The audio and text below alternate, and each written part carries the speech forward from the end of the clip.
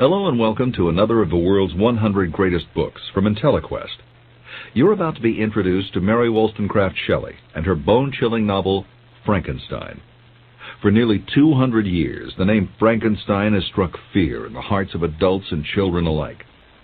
Mary Shelley was born in 1797 and first narrated an abbreviated version of her story of Frankenstein during a ghost story session in Switzerland that included her husband, Percy Bysshe Shelley, and Lord Byron, two of the greatest poets of the Romantic period. The novel was actually published in 1818. Mary Shelley's Frankenstein is a far cry from the motion picture treatment of it. Many people think the monster is named Frankenstein, but in fact, it had no name.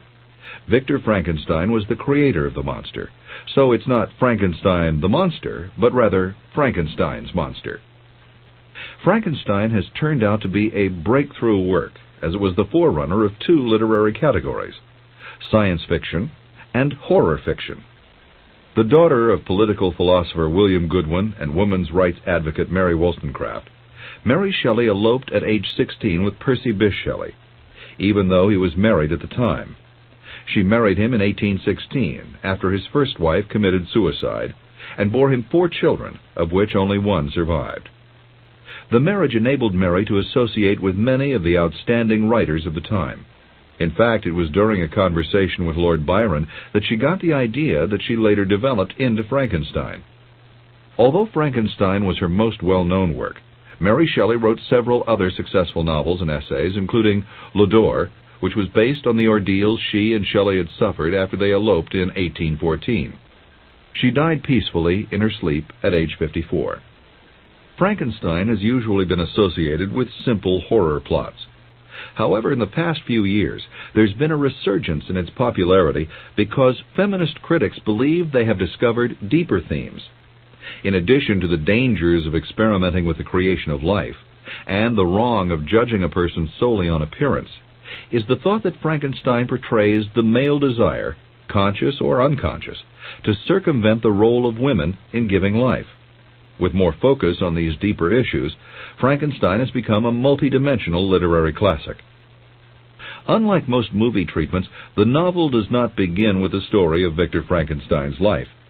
Instead, it begins with letters from an explorer-adventurer named Robert Walton to his sister. Walton is the man who will eventually listen to Victor Frankenstein's spine-tingling tale and see the monster for himself. Walton is a romantic in the tradition of the romantic adventures of the time, yearning to search for the unknown, to cross dangerous oceans, and to accept new challenges. Walton writes in his second letter that he feels there is still a love for the marvelous, a belief in the marvelous, intertwined in my projects, which hurries me out from the common pathways of men even to the wild sea and unvisited regions I am about to explore. Victor Frankenstein, of course, has the same romantic zeal, which is what drives him to create the monster. A zeal that sets these men so far apart from the average man that they have few friends. As a result, solitude goes hand in hand with the romantic inclination, and both Walton and Frankenstein talk frequently of their loneliness. In Walton's third letter to his sister, he talks of vast sheets of ice floating in the ocean. And in the fourth letter, Walton's ship is surrounded by the ice floes. It's during this time that Walton first sees the monster. Walton writes, "We perceive a low carriage, fixed on a sledge and drawn by dogs, pass on towards the north at a distance of half a mile. A being which had the shape of a man but apparently of gigantic stature sat in the sledge and guided the dogs." Approximately 2 hours later, the ship was freed from the ice, and the next morning, Walton and Victor Frankenstein meet. Frankenstein is stranded with his sled on an ice floe. He was nearly frozen, emaciated, and starving. "I never saw a man in so wretched a condition," Walton writes. Walton had Frankenstein brought aboard the ship. 2 days later, Frankenstein has recovered slightly, and Walton writes that the man's eyes have generally an expression of wildness and even madness. However, when treated with kindness, Frankenstein responds with, according to Walton, a beam of benevolence and sweetness that I never saw equaled. Walton asks Frankenstein what he's doing in the north. He answers that he's come to seek one who has fled me. Walton tells him that he's seen a monstrous form afar the day before, and Frankenstein asks a multitude of questions about the route the demon may have traveled. This creates a keen interest in Walton and other members of the crew. Gradually, Frankenstein's health improves, but he is very silent and appears uneasy when anyone but Walton enters the cabin. Walton's beginning to love Frankenstein as a brother, and to feel a deep sympathy for him. Over the next several days, the two men become closer as it becomes apparent they think alike. Walton tells him of his desire to find a friend who shares his adventurous view. At first, Frankenstein is reluctant to talk openly with Walton, but gradually the two form a bond of friendship. A few days later, Frankenstein approaches Walton and promises to tell him the whole story the next day. Everything that has gone before sets up the fact that Victor's story will be full of mystery. Frankenstein, whose name is still unknown to Walton, begins his story by telling Walton he was born in Geneva, Switzerland, to a well-respected family. He emphasizes his father's sense of justice and his mother's mind of an uncommon mold. For years, Victor was an only child. Then the family adopted a girl named Elizabeth Lavenza, a child cherished and beloved by all who knew her. From the beginning, Victor plans to marry Elizabeth. He refers to her as more than my sister, since till death she was to be mine only. Victor and Elizabeth grow up together, and Victor begins to develop his romantic philosophy of life. The world was to me a secret which I desired to divine, he said. 7 years pass, and the Frankensteins have another child, a son. Afterward, Victor's parents settle permanently in Geneva, and Victor meets Henry Clerval, who will be his lifelong friend and shares his romantic way of thinking. Victor also talks of not wanting to associate with any of his other classmates because he has nothing in common with them. At about the same time, Victor begins reading many of the controversial writers of the time, many of them who wrote what his father considered sad trash. Victor was enthralled by these authors and their wild and conflicting ideas.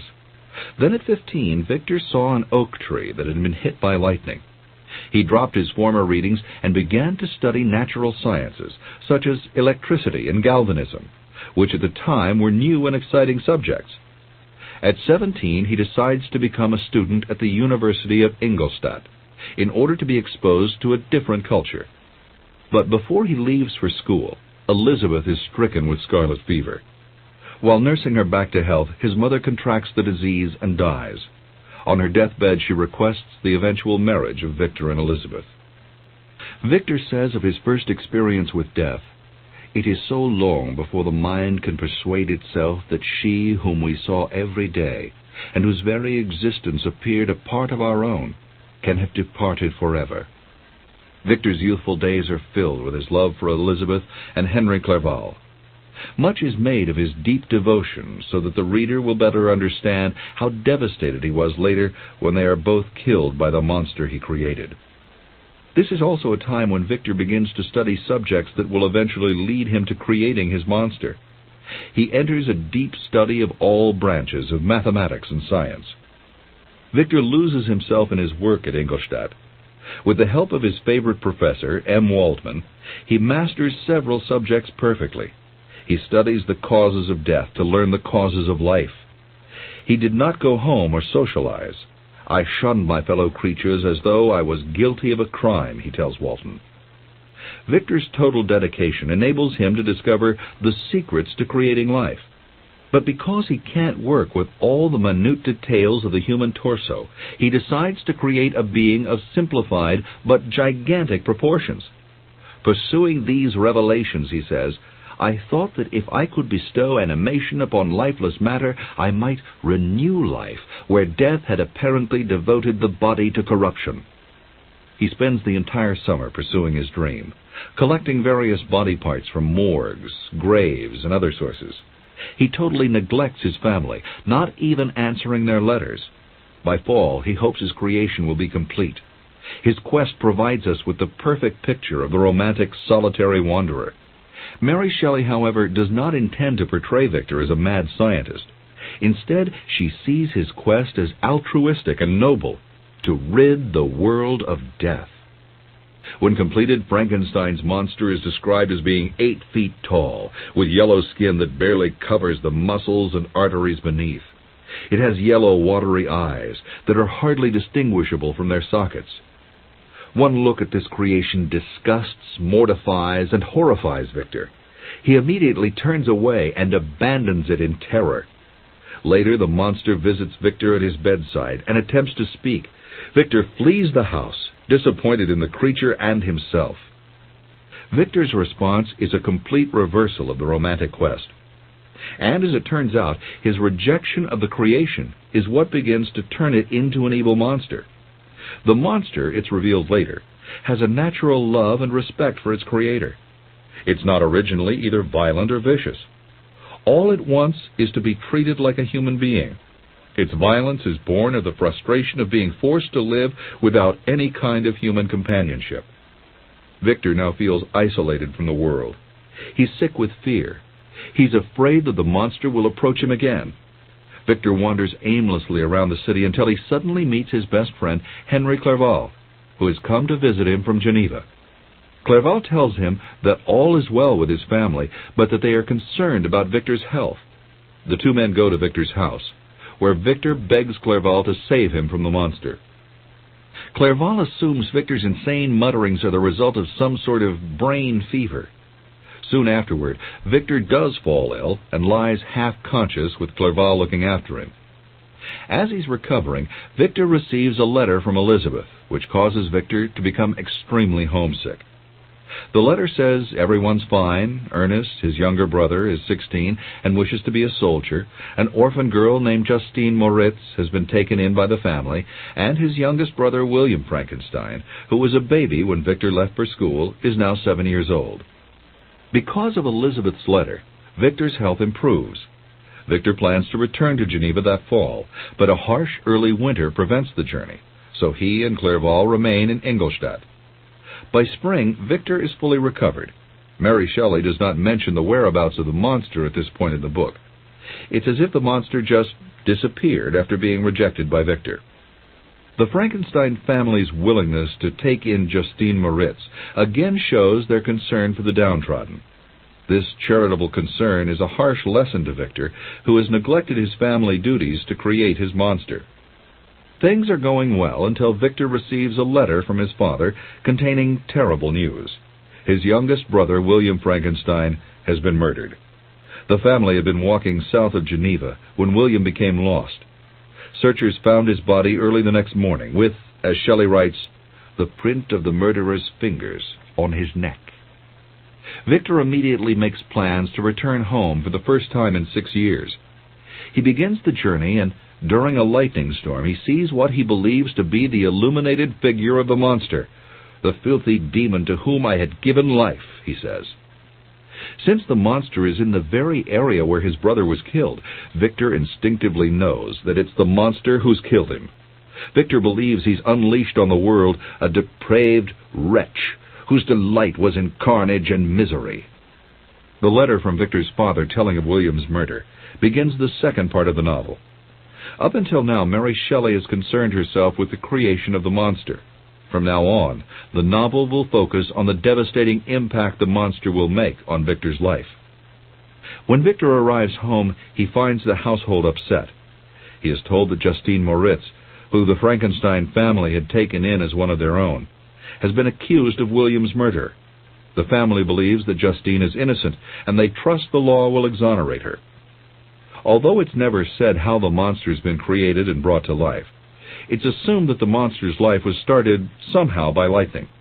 And after being missing for 2 years, it is lightning that reveals its presence in an area where William was killed. The plot thickens when Justine is tried, convicted, and hanged for the murder of William, despite the fact that all the evidence is circumstantial. The most damning evidence is the child's locket that is found in Justine's pocket. The Frankensteins fight for her life to no avail. After she is hanged, Victor says, William and Justine were the first hapless victims of my unhallowed arts. Victor believes that the natural order of things has been destroyed because he has created the monster. He feels personally responsible for the deaths of his brother and Justine, the innocent young girl. Victor falls into a deep state of despair and depression over the unjust deaths. Since no one but Victor knows the true story, others cannot console him. He considers killing himself, but since that would bring even more grief to his beloved Elizabeth, he finds restraint. "I lived," he says, "in daily fear, lest the monster whom I had created should perpetrate some new wickedness." The injustice of the deaths also has Elizabeth extremely depressed. Despair and depression are a common theme for writers of the Romantic period. Finally, Victor decides that to rid himself of his depression, he will eventually have to face the monster. To get away from it all and to break the depression, Victor decides to go to the mountains, of which he says, "These sublime and magnificent scenes afforded me the greatest consolation." One day during a rainstorm, he climbs to the summit of a nearby mountain. After battling his way through uneven terrain of jutting rocks and fallen trees, Victor reaches the top. There, for a moment, he becomes joyful. All his cares seem behind him. But the next moment, he sees a figure in the distance moving toward him at superhuman speed. It is Victor's monster, whom he addresses as a devil and a vile insect. Surprisingly, the monster does not attack Victor. Instead, he says, "All men hate the wretched. How then must I be hated, who am miserable beyond all living things?" Recognizing that Frankenstein wishes to destroy him, the monster begs Frankenstein to hear about what has happened to him in the past 2 years. "Remember," the creature says, "that I am thy creature. I ought to be thy Adam, but I am rather the fallen angel, whom thou drivest from joy for no misdeed. Everywhere I see bliss from which I alone am irrevocably excluded. I was benevolent and good. Misery made me a fiend." Finally, Frankenstein agrees to hear the monster's story. They retire to a hut on the mountain. The monster tells of his attempts to be accepted by humans. He begins by telling of how he learned to survive, his experiences learning how to deal with fire, and how to find food. One day he discovered a hut. He looked inside to find a man preparing his breakfast. When the man saw him, he screamed and fled. It was at that moment that the monster realized that he was different from other men. After eating the peasant's breakfast, the monster leaves the hut and notices how many other huts were nearby. Later, when he enters a village, he is subjected to both verbal and physical abuse and decides that life is better for him in the forest. He realizes that he is totally rejected by man and will have to live outside their communities. One day the monster finds a lean-to shelter next to a cottage that provides an ideal hiding place. Through a crack he can observe the inhabitants of the cottage. Inside, an old man and a young couple play music and sing songs. At night the monster notices that the inhabitants of the cottage can make light, and that they used it to read poetry and other verse. The creature listens and learns without being detected by the family. He hears the whole story of the family and is exposed to many of the philosophies of the time. At first he steals from the family, but once he understands that stealing puts a hardship on the already poor family, the monster reverts to his diet of wild berries and whatever else he can find in the forest. He even learns to do tasks around the cabin when the people are gone. At the same time, he is constantly reminded of his circumstances. "What was I?" he says. "Of my creature and creator I was absolutely ignorant, but I knew that I was imbued with a figure hideously deformed and loathsome." He tells of having no friends and no parents and no one to give him smiles and caresses. Yet he watches the family and grows to love them. At this time he is a creature capable of human love and in need of human companionship. One night, while searching for food, the monster comes across several books, including Goethe's Sorrows of Young Werther, Milton's Paradise Lost, and Plutarch's Lives. The monster, who had taught himself to read, realized from reading these works that, like Adam, he was like no other being. His creator had not provided an Eve. He feels like Satan, rejected by his creator. Soon after reading these books, the monster discovers some papers in his pocket. They were the journal Victor had kept during the time he had spent creating the monster. These papers helped the monster find Victor and prove to him that Victor was indeed his creator, the man responsible for his wretched existence.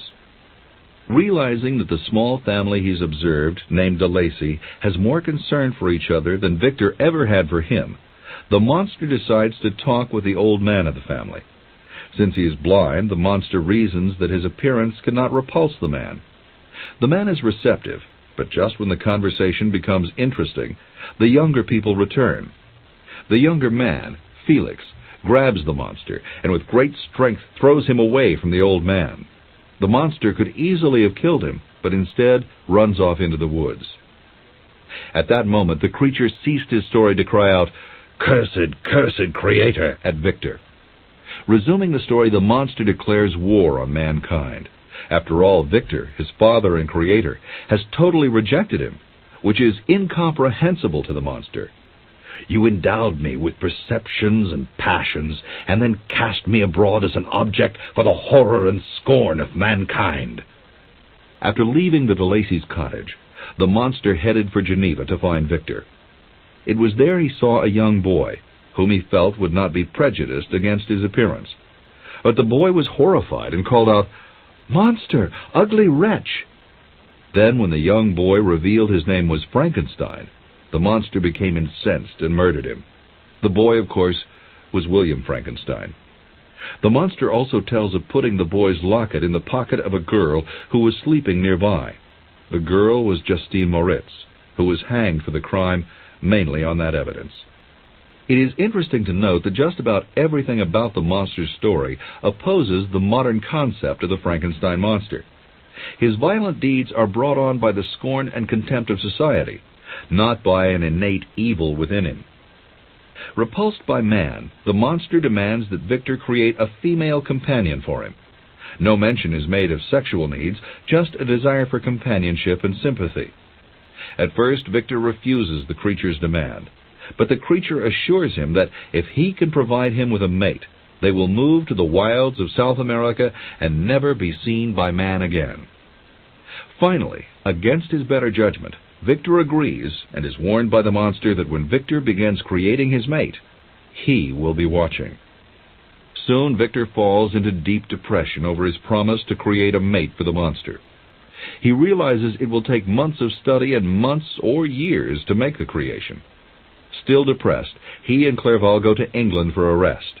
After a time, they receive an invitation to visit friends in Scotland and set out.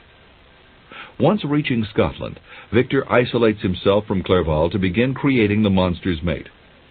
He's on an island where there are only 3 small huts. Victor rents one and begins his depressing, disturbing work.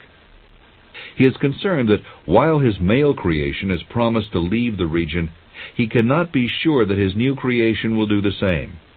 He worries that she could be even more violent than the monster he has created. One evening, when Victor is struggling with the consequences of his work, he looks up to see the monster peering at him through an opening in the hut. He had followed me in my travels. He had loitered in the forests, hid himself in caves, and taken refuge in wide, deserted heaths. And he now came to mark my progress and claim the fulfillment of my promise, Victor says. When Victor sees the creature, he knows he cannot continue his work. He immediately tears to pieces the female creature he's begun to create. Outside, the monster lets out a mournful cry and disappears into the night. Before we continue, it's interesting to note that Mary Shelley never explains how it's possible for Victor to come up with the body parts he needs in such a desolate place. Back to the story. Several hours later, the monster returns. He tells Victor of the terrible miseries he's suffered and wonders how Victor could possibly be so cruel as to destroy all his hopes. Victor responds, "Never will I create another like you, equal in deformity and wickedness." The monster howls, "You are my creator, but I am your master. Obey."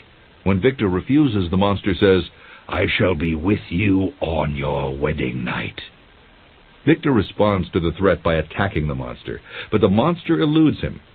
Victor remembers only the words, "I shall be with you on your wedding night." Victor's too upset to sleep, so he decides to take all the remaining body parts and dump them at sea. The wind pushes him far from shore. Hours pass before he can return to shore, and when he does, he's in Ireland.